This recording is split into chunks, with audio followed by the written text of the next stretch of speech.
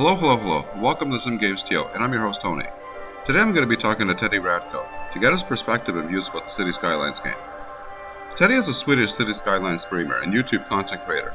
His streams are very pleasant. He does some very interesting things with the game and is a very talented city builder. Last year I had the pleasure of joining him for his Cities Skylines Christmas and winter themed city build, which really set the mood, and it's really something that I recommend. So Teddy, welcome. Hello, Tony. Yeah, how are you doing? Really good, Teddy. How are you? Yeah, fine thanks, I can't complain.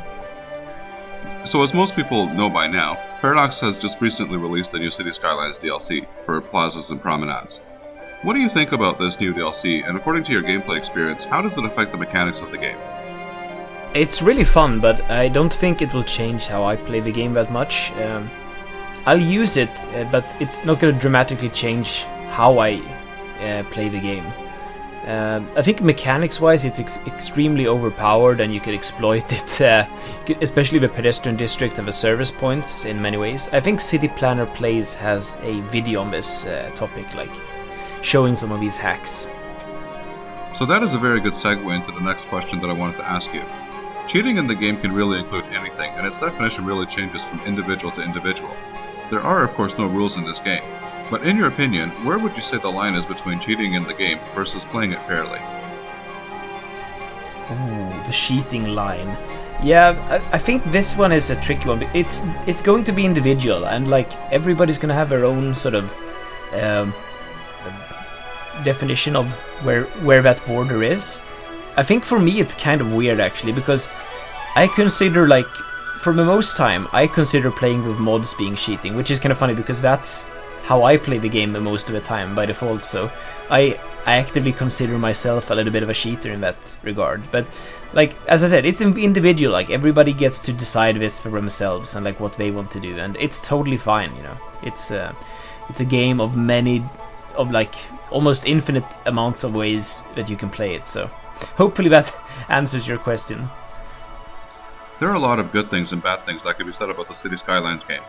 What is your favorite and least favorite thing about the game, and why? Okay, so my favorite thing about the game, I think still has to be that it lets me channel my creativity into something and make something that I'm super proud of. It lets me do the things I do, basically. But the more and more I get involved in the community, it's more and more also becoming the community itself, and like all the friends I've made. It's such a wonderful thing, honestly.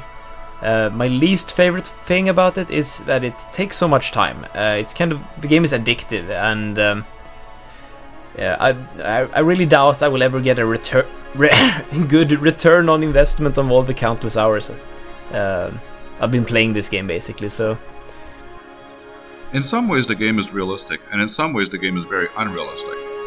There will probably be no point in discussing the things that are unrealistic about the game. But in what ways do you think the game is realistic? And do you think that it would be possible for it to have any real-life city planning applications? So, when it comes to like realism and stuff like that, it's I don't know if this is a good answer, but I'll have to go with like visualization. That's like also it's a good way to visualize a city. Like if it's like showing pictures of something that you built, like that's supposed to resemble a city, or I suppose visualizing projects that you would want to build in real life, and that's I suppose where the most obvious application is for me. I could also see it being like used or like having value for education, but definitely like visualization. So like, for example, architects or like city planners want to sort of show something, like how does this work, you know, or how is this going to work, and how is this going to look. As a sort of alternative to maybe more traditional 3D renderings and stuff like that. More interactive, a little bit more, you know, interesting. But I guess that's because we're Cities Skylines players. We would think that. So. Teddy, thank you very much for joining me, and I'll see you later. Yeah, no worries. Thanks for having me. I'll catch you later. If you're in the mood for some relaxing and enjoyable Cities Skylines live streams and videos, I have left Teddy Radko's YouTube and Twitch links in the description below. Don't forget to subscribe and hit that notification and like button. Thanks for watching, and as always, happy skylining.